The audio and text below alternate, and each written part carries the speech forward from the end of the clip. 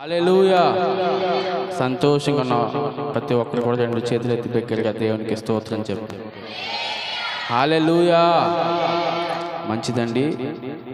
గడిచిన వారం దినాలను కూడా దేవుడు మా కుటుంబాలని మమ్మల్ని కాపాడి ఈరోజు మీ ముందు ఈ విధంగా సజీవంగా నిలబడడానికి దేవుడిచ్చిన కృపను బట్టి నేను దేవుని అంతగానో మహిమపరుస్తూ ఉన్నాను. ప్రత్యేకంగా మీ అందరికీ నా హృదయపూర్వక వందనాలు. ఎందుకనంటే నా 3 సంవత్సరాల థియాలజీ చదువుకోవడానికి దేవుడు పరోక్షంగా దేవుడు కారణమైతే ప్రత్యక్షంగా మీరు చేసిన ప్రార్థనలో నన్ను అక్కడ నిలబెట్టింది. ఆ 3 సంవత్సరాల చదువుకోవడానికి దేవుడు ఎంతగానో కృప చూపించాడు. అందుని బట్టి ప్రార్థించిన ప్రతి ఒక్కరికి నా హృదయపూర్వక వందనాలు తెలియజేస్తున్నాను. పేరు చెప్పిన అందరికీ హృదయపూర్వక వందనాలు. నేను వాక్యం చెప్పే ముందు ఎవరైనా నేను చెప్తానండి ఈస్టర్ సంబంధించి ఏదైనా గ్రీటింగ్ నేను చెప్తానని చెప్పి ఎవరైనా ముందుకు వస్తే నేను అవకాశం ఇస్తాను. ఈరోజు ఈస్టర్ కదా, ఈస్టర్ సంబంధించి నేను ఏదైనా కొన్ని విషయాలు చెప్తానండి అని ఎవరైనా చెప్తానంటే ముందుకు రండి, నేను అవకాశం ఇస్తాను. ప్రశాంతి రావాలి, సింధు, సంధ్య, నాకు అందరి పేర్లు తెలీదు, నన్ను క్షమించండి. నేను తెలుసుకుంటాను ముందు నాకు తెలిసిన పేర్లే చెప్తున్నాను కనుక.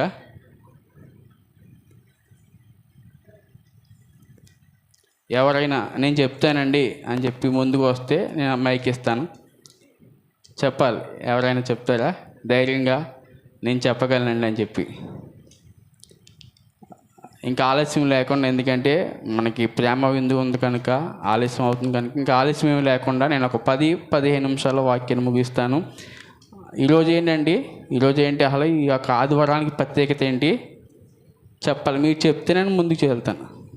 ఈస్టర్ ఏంటి? ఈస్టర్ అంటే యేసు ప్రభుల వారు చనిపోయి మరణించి సమాధిలో పెట్టిన తర్వాత ఆయన తిరిగి లేచిన రోజు. ఏంటి రోజు? యేసు ప్రభుల వారు మరణాన్ని తిరిగి లేచిన రోజు అంటే పునరుత్థానం.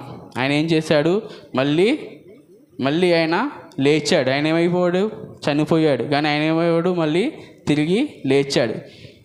మనం చూస్తే మత్తయి సువార్త 27వ అధ్యాయంలో మనం చూస్తే 57 వచనాల నుంచి మనం చూస్తే యేసు ప్రభువారు సిలువలో మరణించిన తర్వాత ఆయన సిలువ మీద ఉండగానే కొన్ని సంగతులు మనం చూడగలుగుతాం. యేసు ప్రభుల వారు 30 సంవత్సరాలు తన తండ్రికి తన తల్లికి సహాయం చేస్తూ లాస్ట్ 3.5 సంవత్సరాలు మాత్రమే సువార్త చేయడానికి, దేవుని పని చేయడానికి ఆయన పూనుకున్నాడు.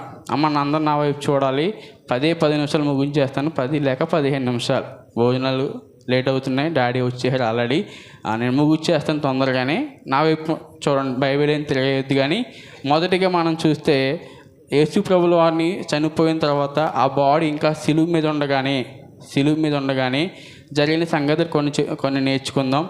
యేసు ప్రభుని పట్టుకున్న తర్వాత, ఆయన బంధించిన తర్వాత, ఆయన్ని గెత్సేమనే తోటలో నుంచి వాళ్ళు పట్టుకుని తీసుకెళ్తున్నప్పుడు అతని యొక్క శిష్యులు దేవుని యేసు ప్రభు చేత పిలువబడిన వారు, ఏర్పాటు చేయబడిన వారు, ఎన్నుకోబడిన వారు ఏమైపోయారు? పారిపోయారు. అక్కడ ఎవరు లేరు. ఎందుకని? యేసు ప్రభు మేము కూడా ఆయన యొక్క అనుచరులమే. మేము ఆయన యొక్క అనుచరులమని తెలిసి వాళ్ళకి తెలిస్తే మమ్మల్ని కూడా ఆయన్ని హింసపెట్టినట్టుగానే, ఆయన్ను బాధించినట్టుగానే మమ్మల్ని కూడా బాధిస్తారేమని చెప్పి వాళ్ళు ఏమైపోయారు? భయపడి తాక్కున్నారు, పారిపోయారు. అక్కడ ఎవరు లేరు. ఎవరెళ్ళు? దేవుని చేత, యేసు ప్రభు చేత పిలువబడిన వారు, ఆయనతో పాటు తిరిగిన వారు. ఆయన ఎవరో వాళ్ళకి తెలుసు. అయినా కూడా వాళ్ళు ఏమైపోయారు? చెదరిపోయారు. ఎందుకని? ఆల్రెడీ యేసు ప్రభు చనిపోకముందు వాళ్ళకొక వాగ్దానం ఇచ్చాడు. వాళ్ళకి ముందుగానే చెప్పాడు. ఏంటి? మత్తయి సువార్త 26:31 ఉంటుంది. గొర్రెల యొక్క కాపరిని కొట్టగా గొర్రెలన్నీ కూడా చెదరిపోతాయి. ఆల్రెడీ యేసు ప్రభు గారికి ముందుగానే అన్నీ తెలుసు. ఎలా జరగబోతుందో, ఏమవుతుందో, ఏ విధంగా జరుగుతుందో అన్నీ కూడా ఆయనకి తెలుసు. ఆయన ముందుగానే వాళ్ళకి చెప్పాడు. ఏమని?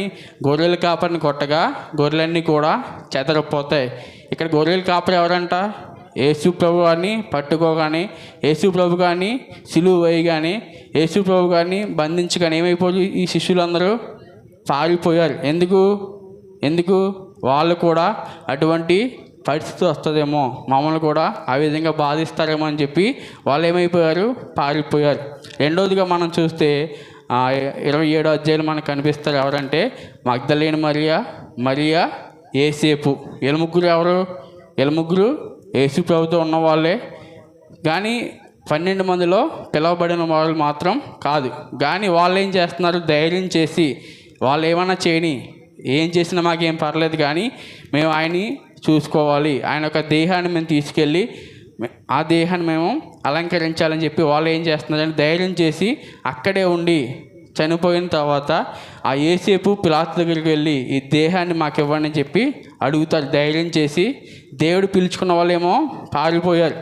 దేవుడు ఎన్నుకోలేని వాళ్ళు ఏం చేస్తున్నారు? నిలబడి ఆ దేహాన్ని మాకు ఇవ్వమని చెప్పి ధైర్యం చేసి పిలాతు దగ్గరికి వెళ్ళి ఆ దేహాన్ని తీసుకొచ్చి ఆ యేసేపు అయినటువంటి వ్యక్తి చేపించుకున్న సమాధిలో, ఎవరిదా సమాధి? అది యేసు ప్రభు సమాధి అయితే కాదు. అది ఎవరి సమాధి? యేసేపు చేపించుకున్నాడు. ఆయన చనిపోయిన తర్వాత ఆయన దాంట్లో పెట్టడానికి ఆయన ఆల్రెడీ సమాధిని చేపించాడు. ఆ సమాధిలో తీసుకెళ్ళి అతన్ని ఆ సమాధిలో ఉంచి ఆ సమాధిని అంతా కూడా క్లోజ్ చేస్తారు. మూడోదిగా మనం చూస్తే అక్కడ ప్రధాన యాజకులు, పరిసయ్యులు. ఎవరంట? మొదటిగా శిష్యులు ఏమైపోయారు? పారిపోయారు. రెండవదిగా చెప్పాలి, మగ్దలేని మరియా, యేసేపు. ఏం చేస్తారు? ఆ బాడీని తీసుకొచ్చి సమాధిలో పెడతారు. మూడోదిగా మనం చూస్తే అక్కడ ఉన్నది ఎవరంటే ఇంకా ప్రధాన యాజకులు, పరిసయ్యులు. వీళ్ళెవరు? ధర్మశాస్త్రాన్ని తెలిసిన వాళ్ళు. అర్థమవుతుంది కదా? ధర్మశాస్త్రాన్ని బోధించే వాళ్ళు, ధర్మశాస్త్రాన్ని తెలిసిన వాళ్ళు వీళ్ళు. ఆల్రెడీ యెషయా గ్రంథంలో 53:10లో ఒక వాగ్దానం ఉంటుంది. అక్కడ వాగ్దానం ఏంటంటే, చదువుదాం ఒకసారి. యెషయా గ్రంథం 53:10. అతని నలగొట్టుటకు ఇష్టమాయను, అతనికి వ్యాధి కలగజేసెను, తనకు తానే అపరాధ పరిహారార్థ బలి చేసుకొనగా అతని సంతానము చూసెను, అతడు దీర్ఘాయుష్మంతుడగును, యెహోవా ఉద్దేశము అతని వలన సఫలమగును. మనం చూస్తే ఈ ప్రవచనం ఎవరి కోసం ప్రవచించారు? ఇది యేసు ప్రభు కోసం ఆల్రెడీ ప్రవచించారు. ఏమని? అతడు నలుగొట్టుటకు యెహోవాకు ఇష్టమాయను, అతనికి వ్యాధి కలగ చేసెను, అతడు తన్ను తానే అపరాధ పరిహారార్థ బలిగి చేసుకొనగా అతని సంతానము చూసెను, అతడు దీర్ఘాయుష్మంతుడగును. ఎవరు? యేసు ప్రభు వారు ఏమవుతారు? దీర్ఘాయుష్మంతుడు అవుతాడు. అది ఎలా సాధ్యం అండి అనొచ్చు మీరు. ఆయన చనిపోయాడు కదా, చనిపోతే ఇంకెలా దీర్ఘాయుష్మంతుడు అవుతాడు? చనిపోయినాడు ఇంకెలా బతుకుతాడు?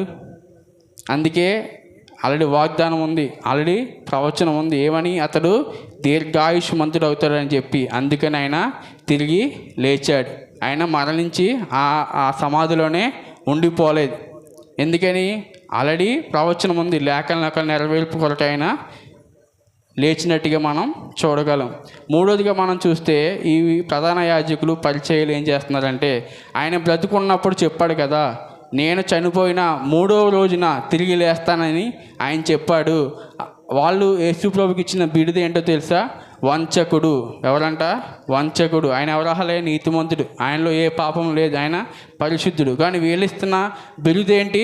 వంచకుడు అని చెప్పి బిరుదిస్తూ ఉన్నారు. ఎందుకని? ఆయన చెప్పాడు, ఆయన లేవకపోయినా కూడా ఆయన యొక్క శిష్యులు వచ్చి ఆ యొక్క బాడీని తీసుకుని వెళ్ళిపోయి ఆయన లేచాడని చెప్పి అబద్ధం చెప్తారని చెప్పి పిలాతు దగ్గరికి వెళ్ళి ఆ సమాధికి భద్రం కల్పించమని వాళ్ళు ఆ పిలాతుని అడుగుతారు. అప్పుడు పిలాతు ఏం చేస్తారంటే 16 మంది సైనికుల చేత ఆ సమాధిని అంతా కూడా భద్రపరుస్తాడు. ఎందుకని? శిష్యులు వచ్చి ఆ బాడీని తీసుకెళ్ళిపోతే వీళ్ళు ఏం చెప్తారు? ఆయన చెప్పినట్టుగానే లేచాడని చెప్పి వాళ్ళు చెప్తారు. ఈ ప్రజలందరూ కూడా అటువైపు వెళ్ళిపోతారు. మనల్ని వెంబడించే వారు ఎవరు ఉంటారని చెప్పి వీళ్ళు ఏం చేస్తారంటే ఆ సమాధికి భద్రపరచమని ఆ పిలాతుని అడుగుతారు. మూడోదిగా మనం చూస్తే ప్రధాన యాజకులు, పరిసయ్యులు, వీళ్ళు యేసు ప్రభుకి ఇచ్చిన బిరుదేంటి? వంచకుడు. ఎందుకని? శిష్యులు వచ్చి ఆయన లేవకపోయినా కూడా లేచాడని చెప్పి తీసుకుని వెళ్ళిపోతారేమో అని. నాలుగోదిగా మనం చూస్తే అక్కడ ఉన్నటువంటి సైనికులు. అమ్మ అర్థమవుతుంది కదా? మొదటిది ఎవరు? శిష్యులు, రెండోది మరియా మగ్దలేనే మరియా, యేసేపు, మూడోది ప్రధాన యాజకులు, పరిసయ్యులు, నాలుగోదిగా వచ్చేసరికి సైనికులు. వాళ్ళు ఇచ్చిన సమాచారం ఏంటంటే ఆయన చెప్పినట్టుగానే లేచాడు అని చెప్పి ఎవరికి చెప్తారు? ఆ ప్రధాన యాజకులకి, పరిసయ్యులకి చెప్తారు. వాళ్ళు ఏం చెప్తారు? మీరు ఇది ఎవరికి చెప్పొద్దని చెప్పి వాళ్ళకి కొంత డబ్బు ఇచ్చి వాళ్ళకి ఏం చెప్తారంటే ఆయన లేవలేదు, ఆయన యొక్క శిష్యులు వచ్చి ఎత్తుకుని పోయారని చెప్పి చెప్పండి అని చెప్పి వాళ్ళకి ధనం ఇచ్చి ఆ సైనికుల చేత ఈ ప్రధాన యాజకులు, ఈ పరిసయ్యులు ఏం చేస్తారంటే అబద్ధాన్ని చెప్పిస్తారు. 4 సంగతులు మనం నేర్చుకున్నాం. మొదటిగా శిష్యులు ఏంటి? యేసు ప్రభు చేత ఎన్నుకోబడిన వారు, కానీ ఆయన యొక్క శ్రమలో కానీ ఆయన మరణించినప్పుడు కానీ వాళ్ళు అక్కడ లేరు, పారిపోయారు. ఎందుకని? వాళ్ళకి భయం కలిగింది. రెండోదిగా మనం చూస్తే రెండోదిగా ఎవరు? మగ్దలేనే మరియా, యేసేపు. వీళ్ళు ఏం చేశారు? ఆ యొక్క బాడీని తీసుకొచ్చి సమాధిలో భద్రపరిచారు. మూడోదిగా మనం చూస్తే వాక్యాన్ని తెలిసిన వారు, యేసు ప్రభు చనిపోతారని ముందుగా తెలిసిన వాళ్ళు, యేసు ప్రభు తిరిగి లేస్తారని ముందుగానే తెలిసిన వాళ్ళు వీళ్ళు ఏం చేస్తున్నారు? అలా లేచాడని చెప్పి ప్రజలకు తెలిస్తే సమాజంలో మనల్ని అనుసరించే వాళ్ళు ఉండరు, మనకి లోబడే వాళ్ళు ఉండరు, అందరూ కూడా ఆయన్నే వెంబడిస్తారు అని చెప్పి వాళ్ళు ఏం చేస్తారు? ఆయనకు వంచకూడదు అని చెప్పి బిరుదిస్తారు. నాలుగోదిగా మనం చూస్తే సైనికులు. వీళ్ళు ఏం చేస్తారు? చూసినట్టుగా చెప్పకుండా వాళ్ళు ఏం చేస్తారు? అబద్ధాన్ని చెప్తారు. ఏంటి అబద్ధం అంటే ఆయన తిరిగి లేవలేదు, ఆయన యొక్క శిష్యులు వచ్చి ఆ దేహాన్ని ఎత్తుకుని పోయారు. ఇవి పక్కన పెడితే సమాజంలో 4 సిద్ధాంతాలు, ముఖ్యంగా థియలాజికల్గా డిబేట్ ఎక్కువ జరుగుతున్న అంశాలు నేను చెప్తాను. ఒకటి, యేసుప్రభు పునరుద్ధానం, యేసుప్రభు మరణం, యేసుప్రభు చనిపోవడం ఇవన్నీ కూడా కల్పితమే, ఇవన్నీ కూడా కథ. ఆయన నిజంగా చనిపోలేదు, ఆయన నిజంగా మరణించలేదు, ఆయన నిజంగా శ్రమ పొందలేదు, ఆయన నిజంగా తిరిగి లేవలేదు. ఆయన ఓన్లీ కోమాలోకి వెళ్ళాడు. నా వైపు చూడాలి. ఆయన కోమాలోకి వెళ్ళాడు, తర్వాత తిరిగి లేచాడని చెప్పి ఒక సిద్ధాంతం. దాని మీద ఎక్కువగా డిబేట్ జరుగుతూ ఉంది. రెండోదిగా మనం చూస్తే ఆయన యొక్క శిష్యులు వచ్చి ఆ దేహాన్ని ఎత్తుకొని పోయారు. ఆయన ఏమి సమాధిని తిరిగి లేవలేదు, ఆయన ఏమి సమాధిని గెలిచి లేవలేదు. అలా ఆయన యొక్క శిష్యులు వచ్చి అతన్ని పట్టుకుని పోయారు. మూడోదిగా చూస్తే అదంతా కూడా ఒక భ్రమ. ఏంటి భ్రమ? ఆయన యొక్క శిష్యులు ఆయన చనిపోయాడని, ఆయన లేచాడని వాళ్ళు ఒక భ్రమలో ఉన్నారు, కానీ అది నిజంగా జరగలేదు. నాలుగోదిగా చూస్తే ఆ మరియా మగ్దలేనే మరియా, యేసేపు వీళ్ళు ఏం చేశారు? యేసు ప్రభువుని పెట్టిన సమాధి వద్దకు వెళ్ళలేదు, కానీ వేరొక ఖాళీగా ఉన్న సమాధి వద్దకు వెళ్ళి ఆ సమాధి ఖాళీగా ఉండడం చూసి యేసు ప్రభువు లేచాడని చెప్పి వీళ్ళు చెప్తున్నారు. అర్థమవుతుంది కదా? 4 చెప్పాను. ఒకటి, మొదటిగా ఆయన ఏమీ చనిపోలేదు, ఆయనకి ఏమొచ్చింది? ఆయన కోమలోకి వెళ్ళాడు, తర్వాత తిరిగి లేచాడు. రెండోదిగా చూస్తే యేసు ప్రభు శిష్యులు వచ్చి ఆ దేహాన్ని పట్టుకొని పోయారు, ఆయన ఏమి సమాధిని తిరిగి గెలిచి లేవలేదు. మూడోదిగా చూస్తే అదంతా కూడా ఒక భ్రమ, ఆయన ఏమీ చనిపోలేదు, ఆయన ఏమీ తిరిగి లేవలేదు, అదంతా కూడా భ్రమ. నాలుగుగా చూస్తే సమాధిలో పెట్టిన సమాధి ఒకటి, వాళ్ళు వెళ్ళి చూసిన సమాధి ఒకటి. ఖాళీగా ఉన్న సమాధి దగ్గరికి వెళ్ళి యేసుప్రభు తిరిగి లేచడని ఎలా చెప్పగలుగుతారు? ఆయన పెట్టిన సమాధి ఒకటైతే వాళ్ళు వెళ్ళి చూసిన సమాధి ఒకటి. అంటే ఇదంతా కూడా తప్పుడు ప్రచారం చేస్తున్నారని చెప్పి 4 సిద్ధాంతాలు. ఎక్కువగా వీటి మీద ఎక్కువ డిబేట్ జరుగుతూ ఉంటుంది బయట. మనం చూస్తే ఒకవేళ ఇదంతా కూడా భ్రమ అయితే, ఇదంతా కూడా కల్పితమైతే, ఇదంతా కూడా ఆయన యొక్క శిష్యులు ఎత్తుకుని పోయి ఉంటే ఆయన ముందుగానే చెప్పాడు మత్తయి సువార్త 26:31 గొర్రెల యొక్క కాపరిని కొట్టగా గొర్రెలు అన్నీ ఏమైపోతాయి? చెదరిపోతాయి. ఆయన నిజంగా ఇదంతా భ్రమ కల్పితమైతే ఎందుకు ఆయన శిష్యులు ఏమైపోతారు? ఎందుకు ఆయన శిష్యులు చెదరిపోతారు? ఎందుకు ఆయన యొక్క శిష్యులు చెదరిపోతారు? ఎందుకు ఆయన శిష్యులు భయపడతారు? ఇదంతా భ్రమ అయితే, ఇదంతా కూడా అబద్ధం, ఇదంతా తప్పు అయితే 32వ వచనం ఉంటుంది. నేను లేచిన తర్వాత గలిలయకి వెళ్తానని చెప్పి ముందుగానే, ఆయన చనిపోక ముందుగానే ఆయన చెప్పడం మనం చూడగలుగుతాం. ఆయన లేచిన తర్వాత కూడా ఆయన ఎక్కడికి వెళ్ళాడంటే మత్తయి సువార్త 28:7 ఆయన ఏ మార్గం గుండా వెళ్తున్నాడంటే గలిలయ మార్గం గుండా వెళ్తూ ఉన్నాడు. ఇంకా మనం చూస్తే 1 కొరింథీయులకు రాసిన పత్రిక 1వ అధ్యాయంలోనే మనం చూడగలుగుతాం. ఆయన లేచిన తర్వాత కేఫాకు, శిష్యులకు, ఇంకా 500 మందికి పైగా జనాలకి అందరికి కూడా ఆయన అగపడతాడు. ఇదంతా కూడా కల్పితమైతే ఆయన లేవకుండా లేచాడని చెప్పి కల్పితాలు చెప్తున్నారు. ఆయన చేయలేని దాన్ని చేసినట్టుగా చెప్తున్నారని అనుకుంటే ఆయన ముందుగానే, ఆయన చనిపోక ముందుగానే ఆయన చెప్పిన మాటలు, శిష్యులతో చెప్పిన మాటలన్నీ కూడా చనిపోయిన తర్వాత నెరవేర్పు జరిగినట్టుగా మనం చూడగలుగుతున్నాం. ఆయన ఏం చెప్పాడు? గొర్రెల కాపరిని కొట్టగా గొర్రెలన్నీ కూడా చెదరిపోతాయి అన్నాడు. ఆ విధంగానే గొర్రెలన్నీ కూడా, అంటే ఆయన యొక్క శిష్యులందరూ కూడా చెదరిపోయారు. రెండవదిగా నేను లేచిన తర్వాత, ఎప్పుడు చెప్పాడు ఈ మాట? చనిపోక ముందుగానే ఆయన చెప్పాడు. ఏమని? నేను లేచిన తర్వాత ఏం చేస్తానని, నేను గలిలయకి వెళ్తానని చెప్పి ముందుగానే చెప్పాడు. అదేవిధంగా ఆయన లేచిన తర్వాత ఆయన ఏ మార్గం గుండా వెళ్తున్నాడు? ఆ గలిలయ మార్గం గుండానే వెళ్తున్నాడు.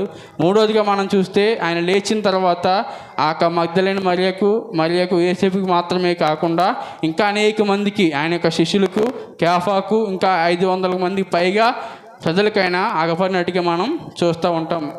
అపోస్తుల కార్యం 1వ అధ్యాయం 3వ వచనం ఉంటుంది. ఆయన 40 దినాలు లేచిన తర్వాత ఆయన 40 దినాలు ఈ లోకంలో ఉండి తన శిష్యులకు, చదవండమ్మా, ఆయన శ్రమపడిన తర్వాత వారికి అగుపడుచు, బోధించుచు, అనేక ప్రమాణం చూచు కనపరుచుకొనును. దేవునికి మహిమ కలుగును గాక. హల్లెలూయా. ఇంకా మనం చూస్తే ఇవన్నీ కూడా కల్పితమైతే, ఇవన్నీ కూడా అబద్ధమైతే మరి ఎందుకు ఎంతమందికి దేవుడు కనపడ్డాడు? తర్వాత 500 మందికి పైగా ప్రజలకు కనపడ్డాడు, తన శిష్యులకు కనపడ్డాడు. ఇవన్నీ ఎందుకు? ఇవన్నీ అంటే ఆయన నిజంగానే లేపబడ్డాడు. అదంతా కూడా అబద్ధమైతే మాత్రం కాదు. మనం ఆరాధిస్తున్న దేవుడు సమాధిలోనే ఉండిపోలేదు. సమాధిని గెలిచి తిరిగి లేచిన వాడు ఆయన, పునరుద్ధానమైన యేసు ఆయన. కనుక ఈ సందర్భంగా 3 విషయాలు చెప్పి ముగిస్తాను నేను తొందరగా. ఇంతవరకు మనం 2 సంగతులు నేర్చుకున్నాం. ఒకటి, కొంతమంది వ్యక్తుల కోసం మనం చూసాం, వాళ్ళు ఏ విధంగా చనిపోయిన రోజున ఏ విధంగా ఉన్నారని కొన్ని విషయాలు మనం తెలుసుకున్నాం. రెండోదిగా చూస్తే కొన్ని సిద్ధాంతాలు ఏ విధంగా మన లోకంలో ఏ విధంగా తప్పుదారి పట్టిస్తున్నాయి మనం చూసాం. మరికొన్ని 3 సంగతులను చెప్పి ముగిస్తాను. మొదటిగా చూస్తే ఈ యొక్క పునరుత్థానపు ఆరాధన రోజున ఈ యొక్క ప్రసంగంలో దేవుడు మనతో మాట్లాడుతున్న మొదటి మాట ఏంటంటే, దేవుడు ఏమై ఉన్నాడంట? సజీవుడై ఉన్నాడు. మత్తయి సువార్త 28వ అధ్యాయం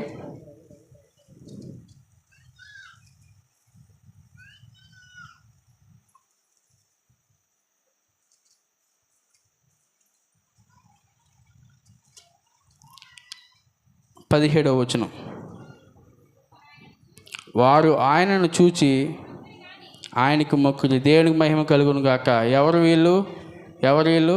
శిష్యులు. వీళ్ళందరూ కూడా ఎవరిని చూశారంట? చెప్పాలమ్మా, అర్థమవుతుంది కదా? నేను తెలుగులోనే చెప్తున్నాను, నాకేం ఇంగ్లీష్ అంతగా రాదు. మీకు అర్థం అవ్వాలని చెప్పి నేను మళ్ళీ రిపీట్ చేస్తూ ఉన్నాను. 1-2 సార్లైనా అర్థమవుతుందని. వాళ్ళు ఆయనను చూసి, ఎవరు వాళ్ళు? ఆ శిష్యులు. వాళ్ళందరూ కూడా ఆయన చూసి, అంటే ఇక్కడ నా ప్రశ్న, కనపడంది మనం చూడగలుగుతామా? సపోజ్ మీరు ఇక్కడ ఉన్నారు, మీ ఇంటికాడ ఏం జరుగుతుందో మీకు తెలుస్తుందా? మీరు చూడగలుగుతారా? మీరు వింటారు, ఒకవేళ ఫోన్ చేస్తే ఎవరైనా వింటారేమో, కానీ మనం చూడగలుగుతామా? ఎందుకని? మనం అక్కడ కనపడదు కనుక. ఇక్కడ మీరున్నాం, నేనేం చేస్తున్నాను మీకు కనపడుతుంది, మీరు ఏం చేస్తున్నారో నాకు కనపడదు. ఎందుకని? మనం ఒకరికి ఒకరు కనపడుతున్నాం కనుక. ఇక్కడ మొదటిగా చూస్తే ఆయన లేచాడు అనేది అబద్ధమైతే, ఆయన లేచాడు అనేది అంతా కూడా ఒక భ్రమ అయితే, ఆయన లేచాడు అన్నది అంతా కూడా దొంగతనం, ఆయన శిష్యులు ఎత్తుకుపోయారంటే, ఇక ప్రజలందరూ కూడా ఏం చేస్తున్నారు? ఆయన్ను చూచారు. ఆయన ఏమై ఉన్నాడు? సజీవుడై ఉన్నాడు. మొదటిగా మనం చూస్తే ఆయన ఏమై ఉన్నాడు? సజీవుడై ఉన్నాడు. మనం ఇంకా పాత నిబంధన గ్రంథంకి వెళ్తే 1 రాజుల గ్రంథంలో, 2 రాజుల గ్రంథంలో మనం చూస్తే యేసు ప్రభువులే పునరుత్థానమైనటువంటి ప్రజలు మనం చూడగలుగుతాం. 1 రాజుల గ్రంథంలో మనం చూస్తే విధవరాలైనటువంటి తన కుమారుడు చనిపోయి తిరిగి లేచినట్టుగా మనం చూస్తాం. 2 రాజుల గ్రంథంలో మనం చూస్తే గనురాలైనటువంటి స్త్రీ యొక్క కుమారుడు చనిపోయినా తిరిగి లేచినట్టుగా మనం చూస్తాం. ఇంకా చూస్తే ఎలీషా గారి యొక్క సమాధిలో పోర్చబడినటువంటి వ్యక్తి కూడా ఆ సమాధిలో పెట్టగానే తిరిగి లేచినట్టుగా మనం చూస్తాం. కొత్త నిబంధన వచ్చేసరికి యేసు ప్రభు వారు యాయేలు కుమార్తెని, చనిపోయిన యాయేలు కుమార్తెను తిరిగి బ్రతికించినట్టుగా, తిరిగి లేచినట్టుగా మనం చూస్తాం. ఇంకా ముందుకు వెళ్తే నాయేలు గ్రామంకి వెళ్ళేసరికి అక్కడ కూడా ఊరు వెలుపలటువంటి వ్యక్తి కూడా, చనిపోయిన వ్యక్తి లేచినట్టుగా మనం చూస్తాం. ఇంకా ముందుకు వెళ్తే పేతురు గారు కూడా ఒక స్త్రీని లేపినట్టుగా మనం చూస్తాం. ఇంకా ముందుకు వెళ్తే పౌలు గారు కూడా మేడగదిలో వాక్యం చెప్తున్నప్పుడు ఆ కిటికీ నుంచి పడిపోయిన ఐతుకు అనే సహోదరుడు కూడా పేతురుగా లేపినట్టుగా మనం చూస్తాం. ఇక్కడ నా క్వశ్చన్ ఏంటంటే, దేవుడు సజీవుడు అన్నాం కదా, యేసు ప్రభు తిరిగి లేచాడని చెప్పి మనం చెప్తున్నాం కదా, యేసు ప్రభు సజీవుడు అంటున్నాం కదా, మరి వీళ్ళందరూ కూడా సజీవుడుగానే లేచారు కదా, వీళ్ళందరూ కూడా చనిపోయినా కూడా తిరిగి లేచారు కదా, వీళ్ళందరూ కూడా చనిపోయారు, వీళ్ళందరూ కూడా మరణించారు, అయినా కూడా వాళ్ళు కూడా లేచారు కదా. మరి యేసు ప్రభు లేవడానికి వీళ్ళు లేవడానికి ప్రత్యేకత ఏంటి? ఇద్దరూ చనిపోయారు, వీళ్ళు లేచారు, ఆయన కూడా లేచాడు. ఇంక ప్రత్యేకత ఏంటి దాంట్లో అంటే మనం ఆలోచిస్తే, వాళ్ళు లేచారు కానీ వాళ్ళు సజీవంగా ఉండలేకపోయారు, మళ్ళీ వాళ్ళు చనిపోయారు. కానీ ఒక యేసు ప్రభు వారు మాత్రమే చనిపోయి ఆయన లేచాడు, లేచిన తర్వాత ఆయన ఆరోహణమయ్యి తండ్రి వద్దకు వెళ్ళిపోయాడు, ఆయన మళ్ళీ రాబోతూ ఉన్నాడు. ఇక్కడ మనం ఆలోచించాలి, పాత నిబంధన గ్రంథంలో, కొత్త నిబంధన గ్రంథంలో చనిపోయినా కూడా వాళ్ళు లేచారు, అయినా కూడా వాళ్ళు మళ్ళీ చనిపోయారు. అంటే ఏంటి? ఈ లోకంలో మరణం అనేది శాశ్వతం, మరణాన్ని తప్పించుకోకుండా ఎవడు ఉండలేడు. కానీ ఒక యేసు ప్రభు వారు మాత్రమే మరణాన్ని గెలిచి తిరిగి లేచినవాడు. ఇక్కడ మనం ఆలోచించగలిగితే ఏ మనుషుడు కూడా, ఏ నరుడు కూడా మరణాన్ని గెలిచి తిరిగి లేవలేడు. ఎందుకంటే అది ఒక యేసు ప్రభు వారికి మాత్రమే సాధ్యం. కనుక మొదటిగా మనం తెలుసుకోవాల్సిన విషయం ఏంటంటే, ఆయన సజీవుడు. కనుక ఆయన్ను ఆరాధిస్తున్న మనం, ఆయన వలె మనం లేవాలి, ఆయన వలె మనం సజీవంగా ఉండాలంటే మొదటి దశలోని రాసిన పత్రిక 4:14 ఉంటుంది. మొదటి దశలోని రాసిన పత్రిక 4:14 యేసు మృతి పొంది తిరిగి లేచినని మనము నమ్మిన ఎడల అదే ప్రకారము యేసునందు నిద్రించిన వారిని దేవుడు ఆయనతో కూడా వెంట పెట్టుకుని వచ్చెను. దేవునికి మహిమ కలుగును గాక. హల్లెలూయా. మొదటిగా ఆయన ఎవరు? సజీవుడు. ఆయన మనకిస్తున్న వాగ్దానం ఏంటంటే, ఏ విధంగా అయితే ఆయన చనిపోయి తిరిగి లేచాడో మనం కూడా చనిపోయినా కూడా ఆయన ఏ విధంగా సజీవంగా ఉన్నాడో మనం కూడా ఆయన వచ్చినప్పుడు మనల్ని కూడా వెంట పెట్టుకుని మనందరిని కూడా తీసుకుని వస్తాడు. ఇక్కడ మొదటిగా మనం తెలుసుకోవాల్సిన విషయం ఏంటంటే, ఆయన సజీవుడు. ఆయన మనకిస్తున్న నిరీక్షణ ఏంటంటే, మనం మరణం కోసం భయపడాల్సిన అవసరం లేదు. మనం మరణం కోసం భయపడాల్సిన అవసరం లేదు. ఎందుకంటే మనం చనిపోయినా కూడా ఎవరందు? క్రీస్తునందు నిద్రించిన వారు. మనందరం కూడా బాప్తిసం తీసుకున్నాం. మనందరూ భయపడాల్సిన అవసరం లేదు. ఎందుకంటే మనందరికీ ఒక నిరీక్షణ ఉంది. ఒకనొక సమయంలో మనందరం కూడా ఆయనతో పాటు లేపబడతాం. ఆయన లేచినట్టుగానే మనం కూడా లేపబడతాం. ఆయన వచ్చినప్పుడు మనందరిని కూడా వెంట పెట్టుకుని వస్తాడు. రెండోదిగా చూస్తే మత్తయి సువార్త 28వ అధ్యాయం చదువుదాం ఒకసారి.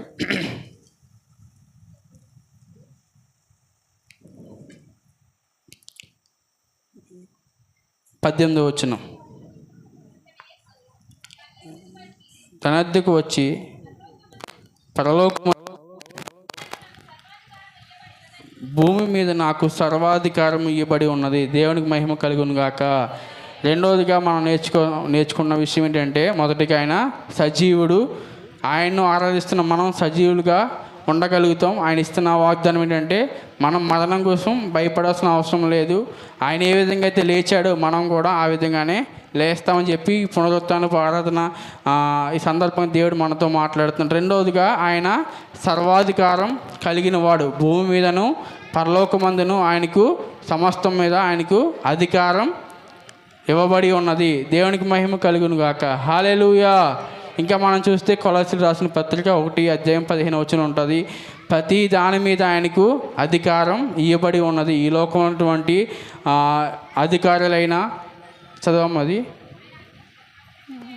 ఆయన అదృశ్య దేవుని స్వరూపి అయి సర్వసృష్టికి ఆది సంభూతుడై ఉన్నాడు. ఎలయనగా ఆకాశమందున్నవి భూమి మీద ఉన్నవి దృశ్యమైనవి కానీ అదృశ్యమైనవి కానీ అవి సింహాసనములైనను ప్రభుత్వములైనను ప్రధానులైనను సర్వమును ఆయనందు సృజించబడును. సర్వమును ఆయన ద్వారా ఆయన బట్టి సృజించబడును. దేవునికి మహిమ కలుగును గాక. రెండవదిగా మనం చూస్తే ఆయన ఎవరంట? సర్వాధికారం కలిగిన వాడు. ఆయన ద్వారానే సమస్తమును చేయబడింది. ఆయన ద్వారానే సమస్తమును కూడా సృష్టించబడింది. ఆయన మూలంగానే ఆయనే సమస్తాన్ని చేసినవాడు. అవి ప్రభుత్వములైన అధికారములైన సింహాసనములైన ఏదైనా కూడా కనిపించినవైనా కనిపించేవైనా కూడా ప్రతి దాని మీద దానికి ఏముంది? అధికారం ఉంది. మనం ఆరాధిస్తున్న దేవుడు ఎవరంట? సమస్తానికి సర్వాధికారి అయిన సమస్తముని పైన ఆయనకి అధికారం ఉంది. ఈరోజు నేను ముందుకెళ్తలే కానీ ఎక్కువ చెప్పట్లేక పని చెప్పి ముగిస్తున్నాను. ఈరోజు మనం ఆయన యొక్క అధికారానికి మనం లోపడగలిగినట్లయితే, ఆయన యొక్క అధికారానికి మనం అప్పగించుకున్నట్లయితే, ఆయన సర్వాధికారం కలిగిన వాడు. నీ జీవితంలో ఆయన మేలు చేయడానికి, నిన్ను ఆయన ఆశీర్వదించడానికి, నిన్ను ఆయన దీవించడానికి ఆయన సమర్థుడై ఉన్నాడు. మూడోదిగా చూస్తే మత్తయి సువార్త 8:20 ఉంటుంది. నేను మీతో యుగ సమాప్తం వరకు సదాకాలము తోడై ఉంటాను. మూడోది చూస్తే ఆయన ఒకటి సజీవుడు, రెండోది సర్వాధికారం కలిగిన వాడు, మూడోదిగా ఆయన సదాకాలం మనతో పాటు తోడుగా ఉంటాడు. దేవునికి మహిమ కలుగును గాక. హల్లెలూయా, హల్లెలూయా, హల్లెలూయా. మనం ఎవరిని ప్రకటిస్తున్నామమ్మా? ఈరోజు మనం ఎవరిని ప్రకటిస్తున్నాం? పునరుద్ధరణటువంటి యేసును మనం ప్రకటిస్తున్నాం. మరణానికి గెలిచి తిరిగి లేచిన యేసును మనం ప్రకటిస్తూ ఉన్నాం. ఇక్కడ శిష్యులకు చెప్తున్నాడు, అక్కడ ప్రజలందరికీ చెప్తున్నాడు, నేను మీతో యుగ సమాప్తం వరకు మీతో కూడా తోడుగా ఉంటాను, సదాకాలం మీతో తోడుగా ఉంటాను. మీరు వెళ్ళి సర్వసృష్టికి సువార్తను ప్రకటించండి. నేను మీకు ఏ సంగతిని అయితే ఆజ్ఞాపించాను వాటన్నిటిని వాళ్ళకి బోధించండి. తండ్రి యొక్క, కుమారుని యొక్క, పరిశుద్ధాత్మ యొక్క నామంలో వాళ్ళకి బాప్తిస్మం ఇవ్వండి. మీ లోకంలో శ్రమ కలుగుతుంది. మీ సువార్త ప్రకటించినప్పుడు మీకు అనేక హింసలు రావచ్చు, అనేక శ్రమలు కావచ్చు. కానీ నేనేం చెప్తున్నాను? నేను మీతో కూడా సదాకాలము తోడుగా ఉంటాను. ఈ ఇష్ట సందర్భంగా దేవుడు మనకి ఇస్తున్న వాగ్దానం ఏంటంటే, దేవుడు మనతో సదాకాలము ఉండడానికి ఇష్టపడుతున్నాడు. దేవుడు మనతో సదాకాలము ఉంటాడు. మొదటిగా మనం నేర్చుకున్నాం, నలుగురు వ్యక్తుల కోసం మనం నేర్చుకున్నాం. మొదటిగా శిష్యుల కోసం మనం నేర్చుకున్నాం. దేవుడే ఏర్పాటు చేసుకున్న శిష్యులందరూ ఏమైపోయారు? పారిపోయారు. తర్వాత మరియా వీళ్ళందరూ కూడా ఏం చేశారు? ధైర్యం తెచ్చుకొని ఆ బాడీని తీసుకొచ్చి భద్రపరుస్తారు. మూడోదిగా ప్రధాన యాజకులు పరిచర్యలు ఏం చేస్తారు? వాక్యాన్ని తెలిసినా కూడా దేవుణ్ణి, ఆ యేసు ప్రభుని ఏ విధంగా వాళ్ళు పిలుస్తారంటే వంచకుడుగా, ఒక అబద్ధకుడుగా, అతనిలో ఏమాత్రం సత్యం లేదని చెప్పి వాళ్ళు చూస్తారు. నాలుగోదిగా సైనికులు, వాళ్ళకి నిజం తెలుసు. ఏ శిష్యులు వచ్చి అతన్ని ఆ బాడీని తీసుకుని వెళ్ళలేదు. తనకు తానుగానే ఆయనే మరణానికి గెలిచి తిరిగి లేచాడు. ఆ విషయం వాళ్ళకి తెలుసు. కానీ వాళ్ళు ఏం చేస్తారు? తప్పుడు ప్రచారాన్ని చేస్తారు. ఎందుకు? ధనానికి ఆశపడి ఆయన యొక్క శిష్యులు వచ్చి తీసుకుని వెళ్ళిపోయారని చెప్పి ఒక తప్పుడు ప్రచారాన్ని వాళ్ళు చెప్తారు. ఇంకా చూస్తే ఈ యొక్క పునరుద్ధానం కానీ, ఈ మరణం కానీ ఇవన్నీ కూడా ఒక భ్రమ, ఇవన్నీ కూడా అబద్ధమే, ఇవన్నీ కూడా అన్నీ కూడా కల్పితాలని చెప్పి మనం చూసాం.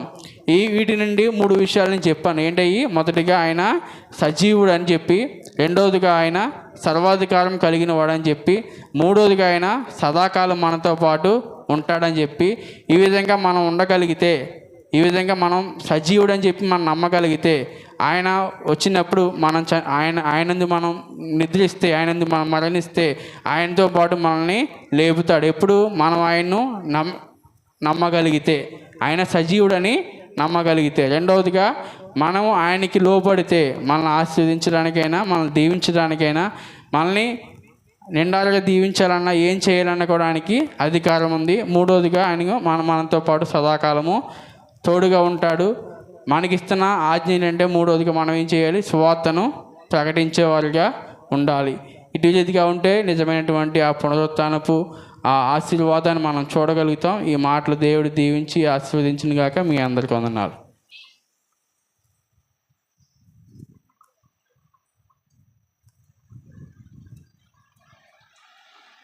దేవునికి మహిమ కలుగునుగాక. చెప్దామా హల్లెలూయా. దేవుడు తన మహా ఉచితమైన కృపను బట్టి గత ఈస్టర్ పర్వదినాన్ని మొదలుకొని ఇప్పటి వరకు ఈ సంవత్సరం అంతా ప్రభు తన రెక్కల చాటును మనల్ని కాపాడి మరొకసారి ఈ ఈస్టర్ ఆరాధనలో మనందరం పాలు పొందే భాగ్యాన్ని ఇచ్చిన ఆ దేవునికే స్తుతి, ఘనత, మహిమ, ప్రభావములు ఆయనకే చెల్లునుగాక. హల్లెలూయా. నిజంగా అద్భుతం ఏంటంటే, యేసుక్రీస్తు ప్రభువారు పునరుత్థానుడై తిరిగి లేచాడు. పునరుత్థానుడై తిరిగి లేచాడు. ఆయన తిరిగి లేచి మనందరికీ పునరుత్థానం ఉంది అనే సంగతి రూఢిగా మనకు తెలియపరిచారు. గట్టిగా దేవునికి స్తోత్రం చెప్దాం.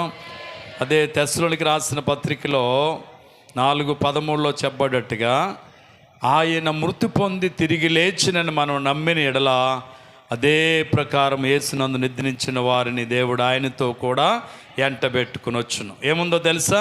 ఈరోజు మనకు ఒక నిరీక్షణ దేవుడు ఇచ్చారు. ఏంటి నిరీక్షణ అంటే, మనం కూడా ఒక రోజు తిరిగి లేపబడతాం. మనం మృతుల్లో ఉండం. ఒకరోజు తిరిగి మనం ఏం చేయబడతాం తెలుసా? లేపబడతాం అనేటువంటి నిరీక్షణ దేవుడు మనకిచ్చాడు. నిజమండి. పునరుత్థానుడైనటువంటి ప్రభువు, మృత్యుంజయుడైనటువంటి ప్రభువు మరణము గెలిచి తిరిగి లేచిన దేవుడాయన. నేను చాలా చోట్ల ఒక విషయాన్ని చెప్తూ ఉంటాను. దేవుళ్ళని పిలువబడిన వారు చాలామంది దేవుళ్ళు చనిపోయారు. కానీ నా ప్రభు సమాధి నేటికి ఏమైందో తెలుసా? ప్రపంచ దేశంలో ఖాళీ సమాధి అని. కనమా వాళ్ళందరి సమాధిలో, ఎవరి సమాధిలో వాళ్ళు ఉన్నారు, కానీ యేసు మాత్రం సమాధిలో లేడు. దేవునికి స్తోత్రం చెప్దాం. హల్లెలూయా.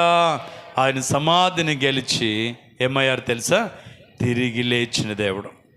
తిరిగి లేచిందే కాకుండా ఆనాటి ప్రజలందరూ చూస్తుండగానే ఆయన ఏమయ్యాడు తెలుసా? ఆరోహణమై వెళ్ళిపోయాడు. అందరూ ఆరోహణమై వెళ్ళిపోతున్నాడు గలిలయలో నుంచి. ఈ లోపల ప్రజలందరూ ఏం చేస్తున్నారు తెలుసా? ఏడుస్తున్నారు. అయ్యో ప్రభువా, విడిచిపెట్టి వెళ్ళిపోతున్నావా, మమ్మల్ని విడిచిపెట్టి వెళ్ళిపోతున్నావా అని. ఈ లోపల ఆకాశములో 2 దేవదూతలు వచ్చి ఒక మాట చెప్తున్నారు. ఇదిగో ఆ ప్రభు ఏ విధంగా ఆకాశమునకు ఆరోహణ వెళ్ళటం మీరు చూస్తున్నారో అదే ప్రకారం ఆయన వచ్చి మిమ్మల్ని అందరిని ఏం చేస్తాడు తెలుసా? మరలా తానుండే స్థలానికి మిమ్మల్ని తీసుకుని వెళ్తాడని మధ్యాకాశములు 2 దేవదూతలు తెలియజేశారు. దేవునికి స్తోత్రం చెప్దా. అంటే ప్రభు వెళ్ళారు, నేడో రేపో తాను రాబోతున్నారు. ఆయన వచ్చినప్పుడు తను నమ్మిన వారందరినంట మనలందరిని ఎక్కడ తీసుకెళ్ళిపోతున్నారు? తానుండే స్థలములో మనమును ఉండులాగన ఆయన మరలా వచ్చి, యోహాను సువార్త 14 ఆ మొదటి 2 వచనాల్లో రాయబడుతుంది. మీ హృదయములను కలవర పన్నవకండి, దేవుని యందు విశ్వాసం ఉంచారు, నా యందును విశ్వాసం ఉంచండి. ఇదిగో నా తండ్రి ఇంట అనేక నివాసములు కలవు, లేని ఎడల నేను మీతో చెప్పుదును. ఇదిగో మీకు స్థలము సిద్ధపరచి వెళ్ళుచున్నాను. నేను స్థలము సిద్ధపరిచిన వెంటనే నేనుండే స్థలములో మీరు ఉండలాగనా నేను మరలా వచ్చి ఏం చేయబోతున్నాను తెలుసా? మిమ్మల్ని అందరినీ తీసుకెళ్తాను. దేవునికి స్తోత్రం చెప్దాం. మనల్ని విడిచిపెట్టే దేవుడు కాదు. సదాకాలము ఆయన మనతో ఉన్న దేవుడట. సదాకాలము ఆయన మనతో ఉంటాడు.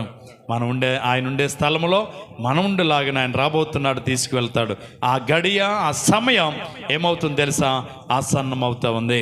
ఆయన లేవలేదని ఎప్పుడు ఎంతోమంది చెప్పినా అది అసత్యం. ఆయన సమాధి, ఆ ఖాళీ సమాధిని చూపించి లేచాడు అంటున్నారని చెప్పేది కూడా అసంభవం. ఎంతోమంది డిబేట్లో రకాలు చెప్పినా సత్యాన్ని ఎవడు ఏం చేయలేడు తెలుసా? మరుగు చేయలేరు.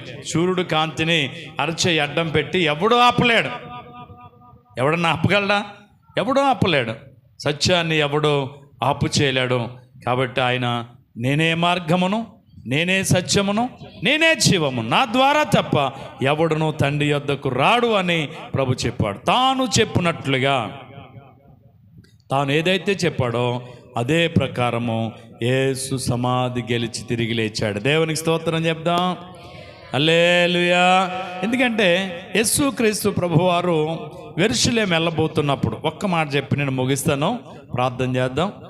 దయచేసి యెరూషలేముకి వెళ్ళేటప్పుడు తన 12 మంది శిష్యులను వెంట పెట్టుకుని వెళుతూ ఆయన వారితో ఒక మాట చెప్పాడు. ఇదిగో మనం యెరూషలేము వెళ్ళబోతున్నాం, అక్కడ మనుష్య కుమారుని పట్టుకుంటారు, కొరడాలతో కొడతారు, సిలువేస్తారు, చంపుతారు, సమాధి చేస్తారు, 3వ దినాన మరలా నేను తిరిగి లేస్తానని చెప్పాడు.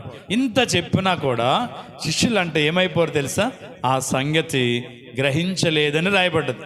వాళ్ళు ఏం చేయలేదంట, మర్చిపోయారట. అందుకే ఒక్కడు కూడా సమాధి దగ్గరికి వెళ్ళినోడు అవ్వడు లేడు.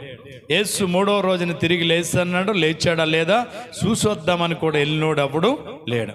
కానీ ఒక మగ్దలేని మరియ. ఎవరు ఈ మగ్దలేని మరియ? యోహాను సువార్త 8వ అధ్యాయంలో రాయబడ్డది. ఈ మగ్దలేని మరియ ఎవరో తెలుసా? పాపం చేస్తూ పట్టబడ్డటువంటి స్త్రీ. ఏం చేస్తూ దొరికింది? పాపం చేస్తూ పట్టబడ్డటువంటి స్త్రీ. పాపం చేస్తూ దొరికిన స్త్రీని రాళ్ళిచ్చుకుని కొట్టి చంపేయాల.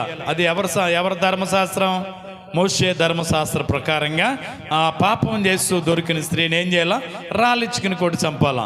అందుకని ఈ రాళ్ళు అట్టుకుని మగవాళ్ళందరూ, చిన్నోళ్ళు పెద్దోళ్ళందరూ తలకో రాయి పట్టుకుని వచ్చారు. ఏం చేయడానికి? ఆమెను రాళ్లతో కొట్టి చంపుదామని.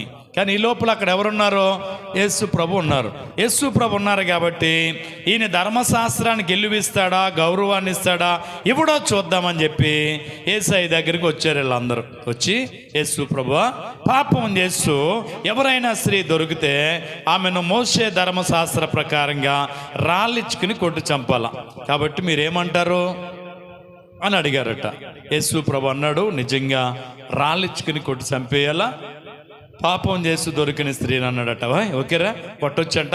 అందరూ మరి ఆయన కూడా ధర్మశాస్త్రానికే మరి కట్టుబడి చెప్తున్నాడు కదా అనుకున్నారట. కానీ అన్నాడట, కానీ అంటే అక్కడ ఏదో ఉంటుంది. జరిగింది కానీ, వచ్చాడు కానీ, వెళ్ళింది కానీ, అన్నది కానీ అంటూ ఉంటారు చూడండి. అన్నది అక్కడ ఏదో గూను తప్పకుండా ఉంటుంది. యేసు ప్రభు అన్నాడు, కొట్టొచ్చు కానీ అన్నాడు. ఎవరు కొట్టాలా తెలుసా? మీలో ఎవరిలో పాపం లేదో వాళ్ళు రాయేయండి అన్నాడట. అందరూ ఓకే అటెన్షన్లోకి వచ్చారంటే ఏమనుకున్నారు? మనందరం కరెక్టే, మనం అందరం రాడేయచ్చు అని అనుకున్నారట అందరూ. యేసుక్రీస్తు ప్రభువారు మొదట నుంచున్న వ్యక్తి పేరు నేల మీద రాసి వాడు పాపమా టైంతో సహా వేసాడట. ఎదర నుంచున్నవాడు చదువుకుని వెనకాల కొడతాడు అన్నాడట, వస్తానుండని రాయి వదిలేసి వెళ్ళిపోయాడట. ఏముందాళ్ళలో? పాపం ఉంది. అలాగా వచ్చిన పెద్దోడి దగ్గర నుంచి చిన్నవాడి దాకా ఉంది. అక్కడ అందరూ కూడా ఏం వదిలి వెళ్ళిపోయారు? రాళ్ళు వదిలేసి వెళ్ళిపోయారట. ఎందుకని? వాళ్ళు రాళ్ళు వేయడానికి ఎవరు కాదు, అర్హులు కాదు. అందరిలో ఏముంది? ఏ ఇంటికి లేదంటే మట్టిపోయి అంటుంది మన ఒక ఆవిడ. అంటే ఏ ఇంటికి లేదు మట్టిపోయి అంటే ప్రతి ఇంట్లో ప్రతి మనిషికి ఏదో ఒక తప్పు, ఏదో ఒక లోపం, ఏదో ఒక సమస్య ఉంటుంది. ఎవరికి లేదండి మట్టిపోయి లేనివాడు ఎవరు అన్నది నిజమే కదా. లోపం, పాపం, తప్పుదం ఏదో ఒకటి ప్రతి మనుషులు ఏదో ఒకటి ఉంటుంది. ఈ లోకంలో ఏ మనుషుడు కూడా పరిశుద్ధుడు కాడని బైబిల్ చెప్తుంది తేటగా. రోమా 3:11 చెప్పబడ్డట్టుగా, రోమా 3:22 చెప్పబడ్డట్టుగా భేదం లేదు. అందరూ పాపం చేసి దేవుడు అనుగ్రహించి మహిమను పొందలేకపోతున్నారు అని కనుక అనుకుంటున్నారు కొంతమంది. నేను పరిశుద్ధురాల్ని, నేను పరిశుద్ధుని, పలానోళ్ళు తప్పు చేస్తున్నారు, పలానోళ్ళు పలానని కొంతమందిని ఏం చేస్తా తెలుసా? చూపిస్తూ ఉంటారు. కనుక ఇది సత్యం కాదు. అలాగే నుంచున్నారు వాళ్ళందరూ. కానీ పాపం అందరు రాసేటప్పటికి రాళ్ళు విడిచిపెట్టి వెళ్ళిపోయారు. ఇప్పుడు యేసయ్య అన్నాడు మరియాతో, మరియా, ఎవరైనా నిన్నేమన్నా చేశారమ్మా అని అడిగాడు. నన్ను ఎవరు శిక్షించలేదయ్యా అని చెప్పింది. అయితే నేను కూడా నిన్నేం చేయను, శిక్షించను అని చెప్పి ఒక్క మాట చెప్పాడండి. ఏం చెప్పాడు? ఇక ఎన్నడు నువ్వు పాపము చేయి. ఇందాక బాబు చెప్తూ అరిమత యేసేపు మరియా మరొకరు యేసు దేహాన్ని ఏం చేయమని అడిగారు, మాకు ఇచ్చేయండి మేము తీసుకెళ్తామని చెప్పి. అసలు మరియాకి ఏంటి సంబంధం? ఎన్ని సంవత్సరాలు యేసు ప్రభుతో తిరిగింది? ఎన్ని సంవత్సరాలు యేసు ప్రభుతో కలిసి ఉంది?